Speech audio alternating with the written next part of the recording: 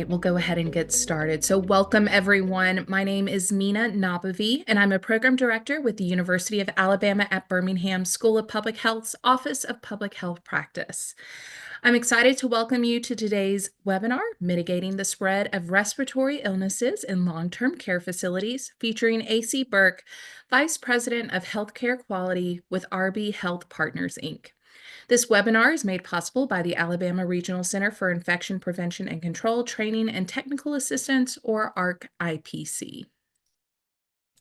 The ARC-IPC was established to meet the consultation and support service needs surrounding infection prevention and control throughout the state of Alabama. The center is a collaborative effort of the Alabama Department of Public Health's Infectious Disease and Outbreaks Division and the University of Alabama at Birmingham. The ARC-IPC provides training and technical assistance to infection prevention and control and public health professionals in areas needed to detect, respond to, control, and prevent infectious disease outbreaks. You can learn more about the center, view and listen to past trainings, webinars, and podcasts, request training and technical assistance, sign up for our newsletter, and view infection prevention and control resources at the website listed on this slide. You can also email arcipc@uab.edu with any questions. We would like to thank our co-sponsors for today's webinar, the Deep South Center for Occupational Health and Safety and the Alabama Statewide Area Health Education Centers. You can learn more about their programs and these centers as a whole on the websites listed on this screen. We'd also like to let you know about our next upcoming webinar with Dr. Molly Fleece, Assistant Professor in Infectious Diseases from the University of Alabama at Birmingham. The COVID-19 pandemic has dramatically reshaped the global health landscape, leading to a surge in new and re-emerging infectious diseases. This webinar will explore the rise of these diseases in the aftermath of COVID-19, offering insights into the factors driving their spread and evolution. This webinar is presented by the Alabama Regional Center for Infection Prevention and Control and is co-sponsored by the Deep South Center for Occupational Health and Safety, the Alabama Long-Term Care Strike Team, and the Alabama Statewide Area Health Education Centers. It will be held February 25th at 12 p.m. Central Standard Time, and registration will be available soon. Continuing education credits have been approved for nurses by the Deep South Center for Occupational Health and Safety for this program. In order to receive credit for this training, you must 1. Register for the training, 2. Watch the entire program, and 3. Complete the evaluation following the program. Upon completion of the evaluation, you will be redirected to the Alabama Nursing CEU request form, which you will also need to complete. CEUs will be awarded by the Deep South Center for Occupational Health and Safety, and CE units for this program will expire on January 21st, 2026. If you experience any issues, please email arcipc@uab.edu. And finally, it's my pleasure to introduce our speaker. AC Burke has been working with RB Health Partners, Inc. since 2016 and has over 23 years of experience working in public health and healthcare. AC worked for the Florida Department of Health for 15 years. 5 of those years, she served as the Healthcare Associated Infection Prevention Program Manager. She later was the Director of Infection Prevention for the Mayo Clinic, Florida. In her current role, she consults with long-term care facilities on infection prevention and control policies, procedures, and practices, and provides training to nursing homes and at conferences, including the 17-hour Nursing Home Infection Prevention Program, Nipping Infections in the Bud. Now, AC has presented for the ARC-IPC before, so AC, welcome back, and I will now pass things over to you. It's certainly a pleasure to be back with everyone. I don't know if any of you out there were at the NIP training in December, but I hope that you are back with us, joining us again for sure. All right, so today we're going to be talking about the spread of respiratory pathogens. I'm going to be reviewing what is in the CDC toolkit. And then we're also going to spend a little bit of extra time on ventilation and the impact of ventilation. So in terms of our objectives for today, we're going to talk about the strategies for mitigating the spread of respiratory illnesses in the long-term care environment. As I mentioned, we're going to be talking about ventilation and then some of those mitigation strategies that we can try to implement within our setting for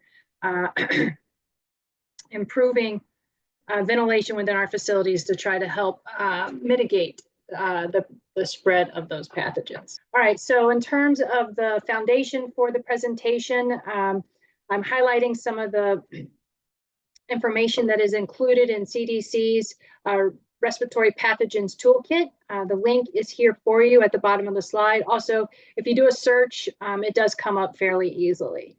So in terms of the action, so we got to prepare, respond, and control transmission, right? So we'll kind of talk about some of the different things that we do within each of those stages.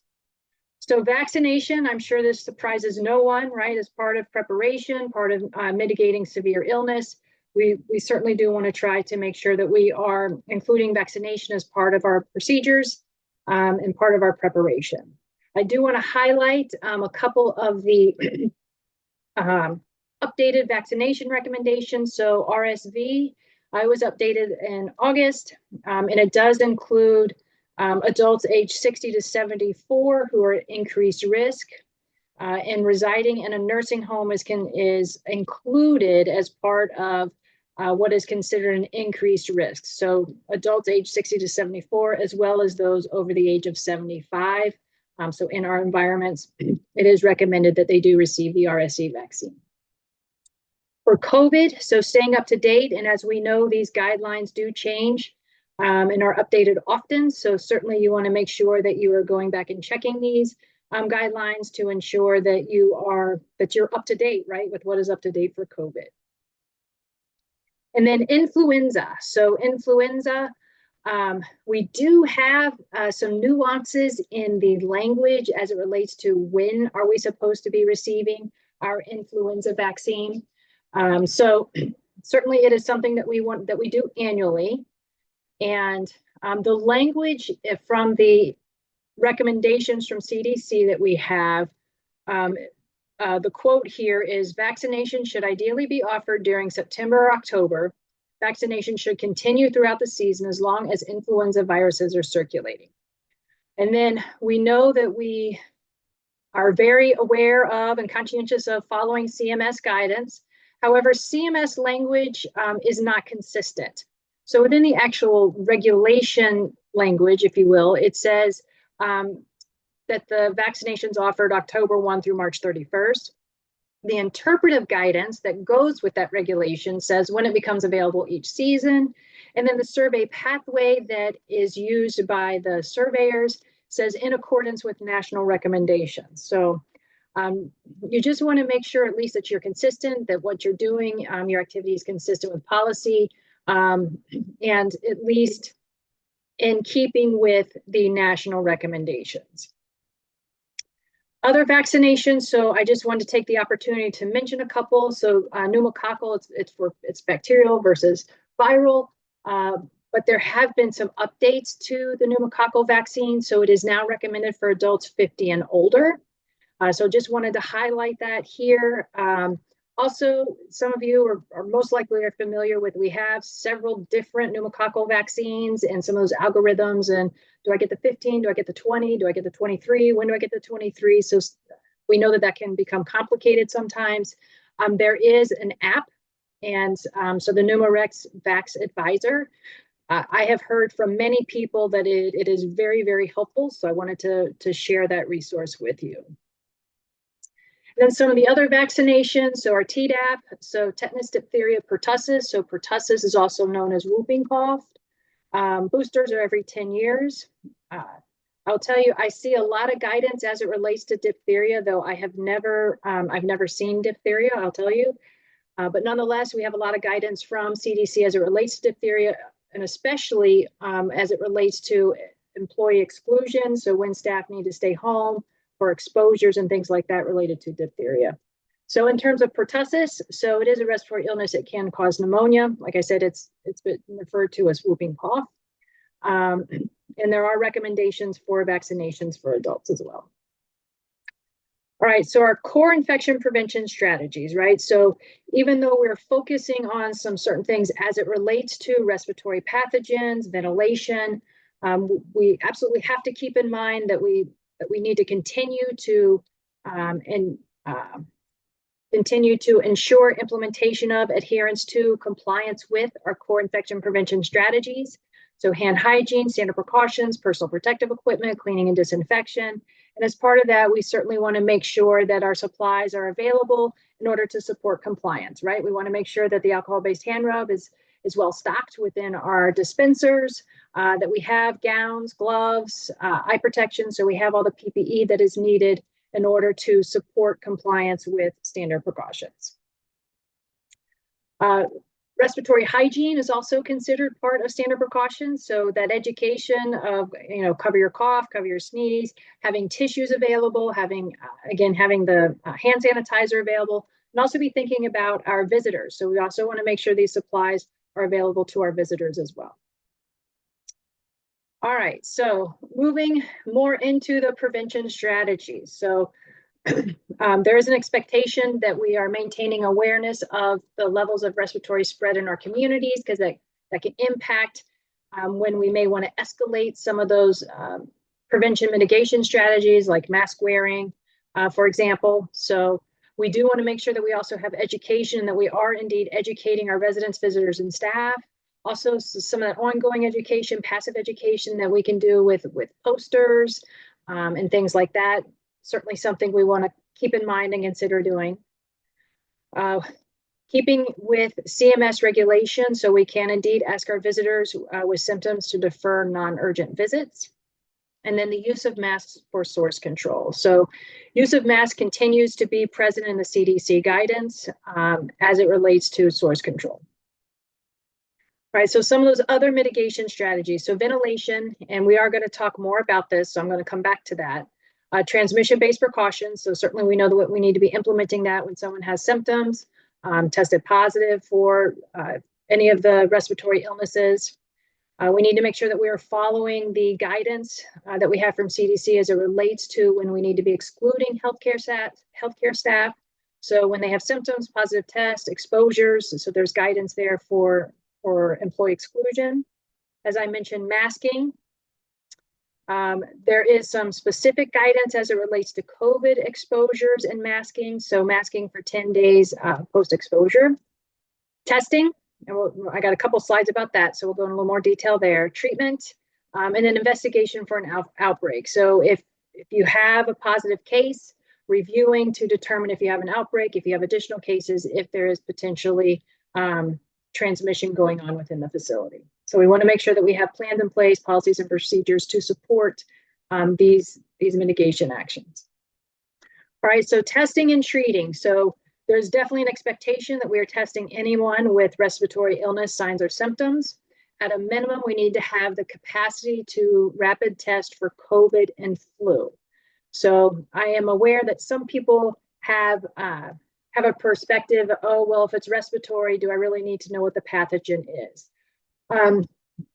So to an extent, that answer is yes. So with COVID and flu, we have treatment and prophylaxis available. So we really do want to know, is it COVID or is it flu? So ideally, we would have rapid testing capacity for both COVID and flu so that we can respond accordingly.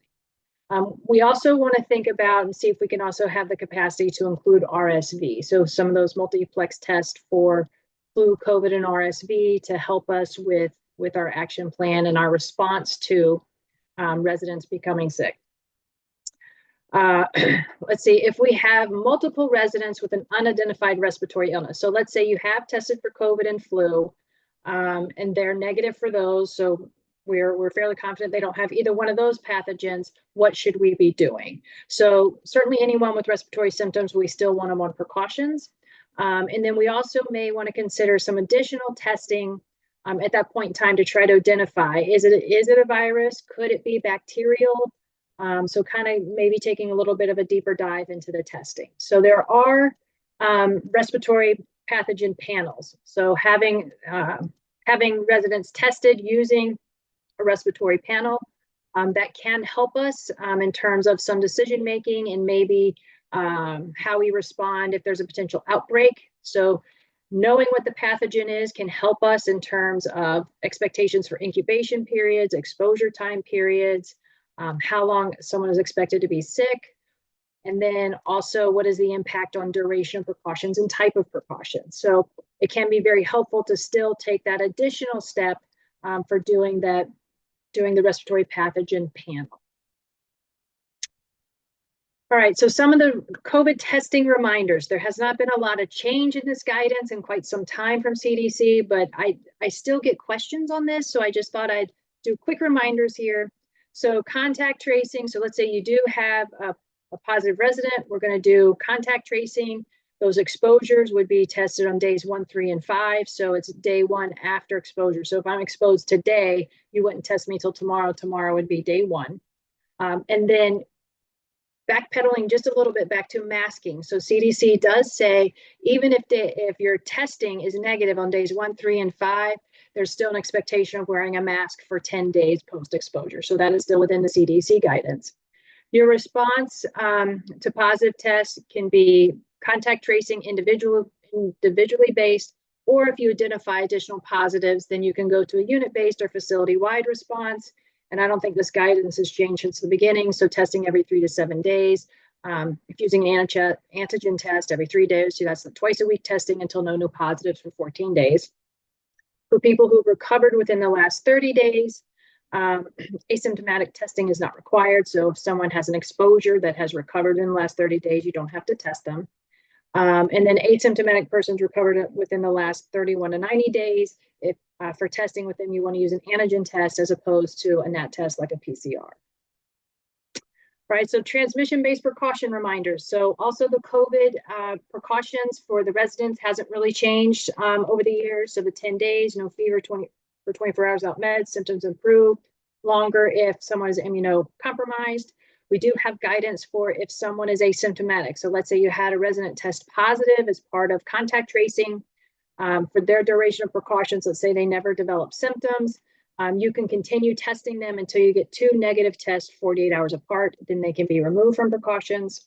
For influenza, we have a little bit shorter period of time, 7 days, and then the same in terms of fever and symptoms, and then maybe longer if immunocompromised. So just kind of keep in mind when it comes to immunocompromised and viral respiratory illness, it has been within the guidance for a long period of time, has been known for a long period of time that people who are immunocompromised shed for a longer period of time. So that's just kind of like one of those general rules of thumb, if you will. So being aware of immunocompromised may shed longer.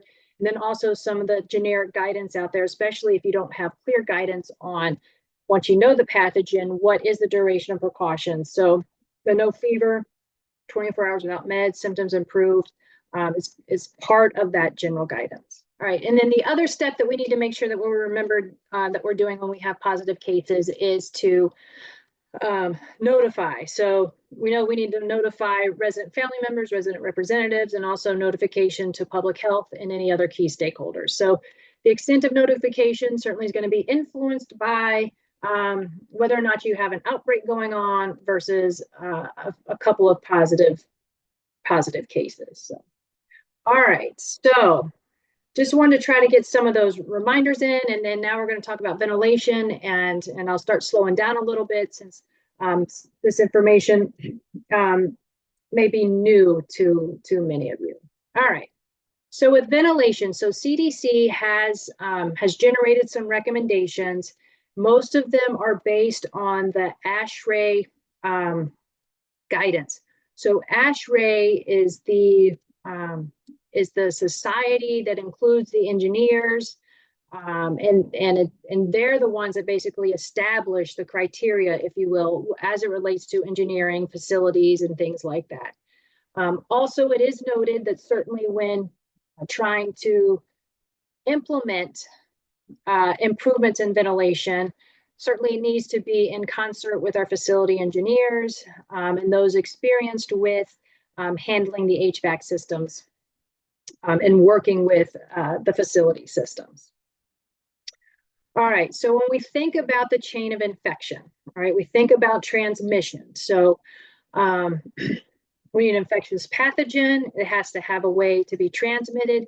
Air can be one of those mechanisms for transmission. And then we have to have portals of entry on the person. So when we have transmission by air, we can have portals of entry through our mouth, our nose, and even our eyes. So it's certainly inhaling some of the particles, infectious pathogen particles, and then also the particles can land in our eyes and attaching to those mucous membranes, and then that also serves as a portal of entry. So when we think about managing our air, managing ventilation, basically what we are trying to do is decrease those opportunities for that transmission in order to potentially lead to an infection in someone. There is a lot of literature out there that is tied to outbreaks associated with air transmission. And I just put a couple up here. So again, trying to get us thinking as well about some of those other things that we may encounter. So varicella zoster or shingles, there has been transmission associated with inappropriate air handling systems. There is guidance from CDC, and some of it has been updated fairly recently as it relates to employee exposures, what actions we need to take if there is exposure. So just want to call your attention to that, but that's a whole nother conversation. Also fungal infections. So this can be associated with environmental controls during construction and renovation projects. So we most often think of it, the fungal infections coming from those type of scenarios when air is not being properly managed as part of doing the renovation and construction projects within a facility. And then, as I suspect many of you are familiar with, certainly with the respiratory viruses and indoor and enclosed spaces for transmission via air. So factors influencing infection. So how much of the pathogen is needed for an inoculating dose? So how much of it do I need to inhale? How much of it needs to come through my eyes in order to actually make me sick, right? So what is the inoculating dose? How much of it?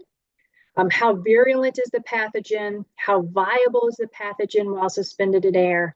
And then there's definitely factors about the air itself that also influence how viable a pathogen might be. So temperature, humidity, sunlight. So all of those have an impact on the survival of pathogens. So some pathogens like dry air, some pathogens like humid air, some like cold, some like hot. So there is definitely variation between the different types of pathogens and what is their viability in that airspace. So transmission in the air basically happens on a continuum. So shorter distance from the source, the greater the concentration, right? So if I cough, right, then the air immediately right around me is going to have a greater concentration of a pathogen, right? As you get further away from me, the lesser the concentration, okay? And then in terms of transmission, the size of the particle and air current. So the bigger, the heavier particle, the greater the influence or the gravity is going to have on it, right? It's more likely to fall to the ground if it's larger and heavier versus lighter particles that will be able to stay suspended in the air for longer periods of time. Air currents, so the directions that air is moved. So air currents is going to impact, how quickly basically we're diluting the air, if you will, moving the particles in the air.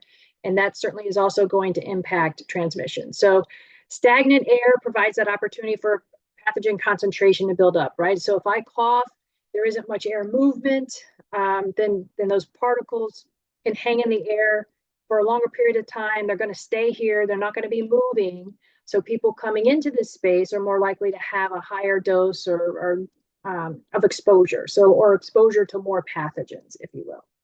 So when we think about air management and we think about ventilation, in terms of the high level, what are we trying to do? We are trying to basically dilute the air so we have fewer infectious particles that people could become exposed to. So the more quickly we can dilute the air, then the less likely someone is to be exposed to an inoculating dose, right? Fewer particles in the air, less opportunity for the exposure. So we're basically reducing the concentration of the particles in the air.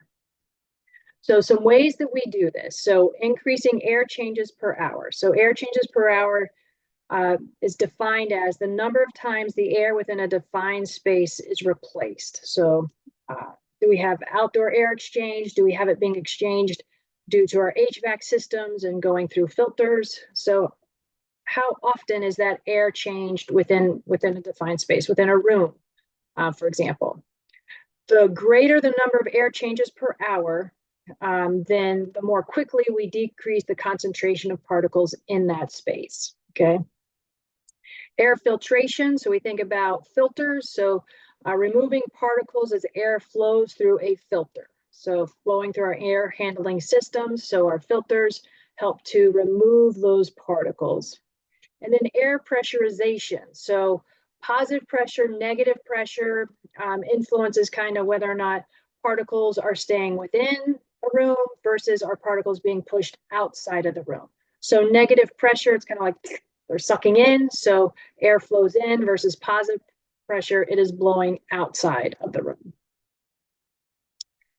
All right, so air changes per hour. So the updated recommendation that we have from CDC is to strive to increase from 2 air changes per hour to 5 air changes per hour in common areas, staff areas, etc. So this is one of the things that is included in this toolkit, built on the recommendations that are coming out of ASHRAE. So increasing those air changes per hour in these common spaces can reduce the amount of time that airborne contaminants remain in the room. Then on the other side of this slide, I have the airborne contaminant removal table. Some of you may have become familiar with this during COVID. It has been in the infection control guidelines from CDC for quite some time, so it's not new, so to speak.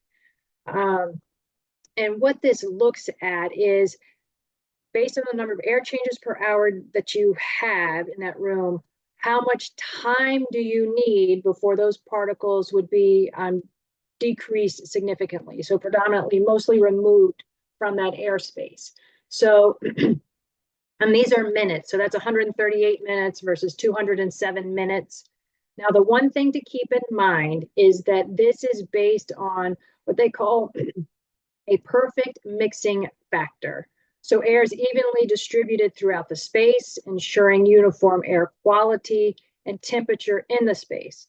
So in other words, there's no airflow throughout the room for stagnant air to build up. A perfect mixing factor, I suspect, is not common in our facility. So there's a lot of factors that influence that. So many of our rooms may not have perfect mixing factors. So within the table and within some of the additional information that goes into discussion about the airborne contaminant removals, it does basically, as the mixing factor goes down, the longer period of time we need. So the more time that we need. So if you're looking at this table, so for example, many facilities started looking at this and using this as a guide to determine how long they want a COVID room. So once a resident is removed from precautions or removed out of that room from a COVID room, how long does the room need to stay empty, door closed, before most of the COVID is removed from the room? So like I said, a lot of people started using this during the pandemic, but nonetheless, this kind of gives you a guide. And then from my perspective, I would definitely be thinking in terms of, we more than likely do not have a perfect mixing factor in our rooms. And so we would want to err on the side of caution and choose a longer period of time than what is listed on this table for looking at how long we may want to close off a room. The link is there, so you can certainly go and look at, pull up the information and look at it directly to kind of help you with some of that decision making. All right. So air filtration, so filters on the HVAC systems. So there is a MERV rating, so minimum efficiency reporting values, MERV. So it reports a filter's ability to capture particles between 0.3 to 10 microns. So when we look at our MERV filters, we want to choose the highest rating of a MERV filter that our system can handle. So some of the HVAC systems will not be able to handle some of the higher ratings for the MERV filters. So it really, you have to take that into consideration. So we may want a much higher filter than what our system can use, but we need to stay within the capacity of our system. Basically, it can make your HVAC system work much harder when you have a higher level filter than what really made to use. So the higher the MERV rating, the greater the quantity of smaller particles it can capture. It is preferred that we have systems that can handle a MERV 13 rating or something higher. The highest is MERV 16. So the highest rating is MERV 16. So like I said, we do, I don't go back and ask your facility staff, hey, I need a MERV 13 filter in the HVAC system. Can you do that? We do need to remain aware of the operating capacity of our HVACs. All right, HEPA filters. So some of you may be familiar with the HEPA filters. So they can be portable air filtration units. It stands for high efficiency particulate air filtration, HEPA.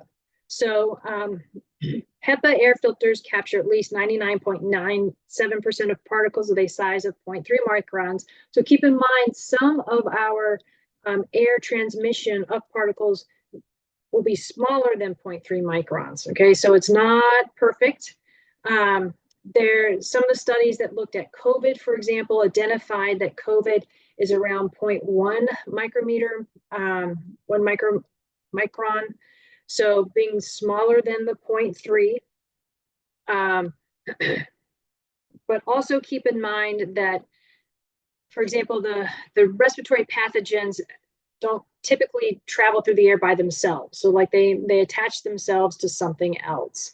So part of the respiratory droplet, other things in the air that it may attach to. So it may not always be at that 0.1 micron. So what it attaches to may put it at that 0.3 micron size. So making it possible for our filters to capture it.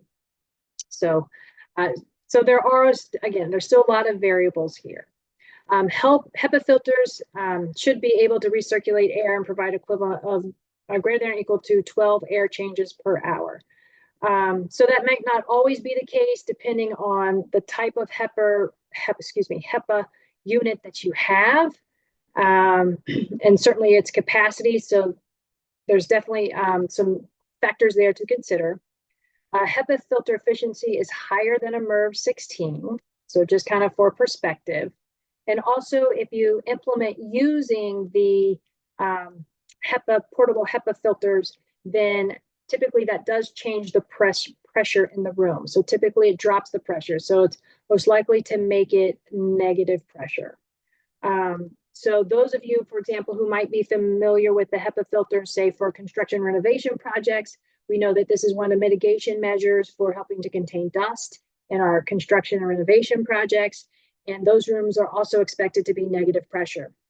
So the HEPA filter actually helps to create that negative pressure that we're looking for there in those rooms.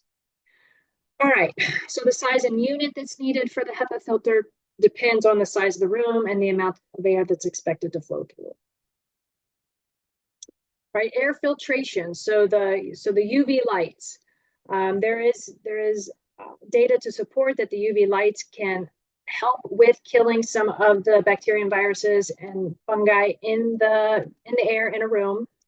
In terms of the units that we'd be looking at within our nursing home environment, we'd be looking at like those upper room UV light systems. So they attach to the ceiling and hang down just a little bit from the ceiling. This would be used in combination with other strategies. Now, keep in mind that if we're using UV light, that the air has to flow through it. So the pathogens have to be flowing through it in order for it to be able to kill those pathogens. So again, we need to think about air movement when we think about if this is a supplemental strategy that would be beneficial to us. So UV light is harmful to eyes. So it's important to also keep the safety in mind. All right, so mitigating the spread of infection via the air. So resident room versus common areas. So negative pressure in a resident room, air changes to 12 per hour. So some of you might be familiar with the criteria for quote unquote airborne precautions, right? And very, very, very few nursing homes, skilled nursing facilities have the capacity for airborne precautions. But just in terms of what would be desired, this would be desired, especially for those smaller particles, infections, respiratory viruses that can be those smaller particles. Improving air filtration. So we can use the portable HEPA units within a resident room to assist with air filtration. So common areas, we want to think about our HVAC systems, the filters that we have on our HVAC systems, and what and the movement of air. If we can increase air changes per hour, so increase from the 2 to the 5. The UV light sealing systems could be used, as well as portable HEPA units. We could also use in our common areas to help improve air quality as part of mitigation for the spread of our respiratory pathogens. All right, so I've added a couple slides that are not specific to respiratory pathogens, but since we are talking about ventilation, I just wanted to make you all aware of some of the guidance that's out there. So for the ASHRAE standards and the guidance that we do have for other areas of our facility, so things like the clean linen storage, clean workrooms, soiled rooms. So our clean areas, we want them to be positive pressure. So clean linen storage, for example, ideally it's positive pressure with 2 air changes per hour. Clean workrooms, positive pressure as well, 4 air changes per hour. And then our soiled rooms, trash chutes, housekeeping rooms, bathing rooms. So all of those being negative pressure, but we do have some recommendations for higher air changes per hour. So these are all 10 air changes per hour is what is desired. And then I've also included one of the tables that was updated in 2020 from ASHRAE. There's a couple repeats between the 2 slides, but I just wanted you to be able to see the table, and also where they ASHRAE changed the MERV ratings for some of these areas. So we see the cross out in some of their updates there. So consistency certainly between the 2, because the other information I pulled from the CDC website, and then this is specifically the ASHRAE table. So we do have some overlap in a couple of the rooms that are listed, but nonetheless, there is consistency. Now, the first 2 that are listed, to me, I'm like, is that an all room? It's actually AII, airborne isolation room. So that's what that's referring to there. So to me, one of the things that really jumped out at me that I had no awareness of before was physical therapy and negative pressure for the physical therapy spaces. So that was very new to me when looking at this information. All right, so heating, ventilation, air conditioning, HVAC systems. So we do want to think about how they're managing temperature and humidity, because again, remember that our some of the pathogen survival is contingent on temperature and humidity. So those do have impacts, and different pathogens have different thresholds for whether or not temperature does affect them, whether or not humidity does affect them. We do want to monitor our ventilation systems in accordance with manufacturers' recommendations. We want to make sure that our HVAC filters are properly installed, ensure proper size and fit of air filters, maintain air intakes. We want to prevent dust accumulation on like the air duct grills, and then also following schedules for changing the filters, keeping the filters clean, especially when rooms are not occupied by residents. The complete list, so here's the link to where you can pull up the complete list. To me, this is kind of like a checklist of things that we want to be looking at, checking for, making sure that we are keeping in accordance with these recommendations. So if you want to pull up the full checklist, the link is there for you. So just kind of some reminders or things to be thinking about in environment of care rounds. So hand hygiene, availability of the hand rub, availability of PPE, availability of our disinfectant wipes, compliance with best practices for clean disinfection. So again, those core infection prevention strategies we always have to keep in sight, and making sure that we're doing things to support that compliance. Availability and use of supplies to support respiratory hygiene, availability of masks for source control, and again, don't forget about those visitors. Compliance with transmission-based precautions, making sure that we're monitoring for that. And then as far as ventilation, so what can you do, right? So you are not the engineer, let's say, but what can you incorporate into your environment of care rounds? So visual inspection, does it appear clean? Air vents and returns, filters, do they need to be changed? So visually, do they look dirty? Check the dates. Are they within the appropriate dates? Pressurization. So let's say you want to check the pressurization of your soiled room on your units within your facility. So you can do a tissue test. So just like a tissue, one ply tissue, and then you would hold it next to the crevice of the door. And sometimes, honestly, depending on the door, so how much of space there is between the bottom of the door and the floor. So if there's space between the bottom of the door and the floor, most of the time you can just put that tissue right up next to it. And if that tissue is being sucked in, then you know it's negative pressure. If the tissue gets blown out, you know it's positive pressure. If the tissue does nothing, then it's probably neutral. Now, if you have a door where there really isn't any space at the bottom of the door, between the bottom of the door and the floor, then the other thing that you can do is so put the tissue up right at the crevice where the door opens, and then just barely just open the door just a smidge, so it's just like you can barely see light through it, and see what the tissue does. Does it move in? Does it move out? Does it do nothing? And that's a way that you can go and just do a very basic check to see what rooms are negative pressure, what rooms are positive pressure, to kind of at least as an initial assessment, and then also check in terms of maintenance, are these pressurizations being maintained? And then certainly we want to keep doors closed where needed. So for example, doors need to be closed to soiled rooms. Let's say in laundry areas, I see a lot of times doors are left open between the soiled room and the room where the washing machines are. That door shouldn't remain closed between those two spaces, because again, that soiled room should be negative pressure, and to maintain that, we're certainly going to need to make sure that we keep those doors closed. All right, so I have some references and resources here. I've seen a lot of stuff coming in on the chat. So we will go to questions. Let me see. Okay. So I'll stop sharing. Okay.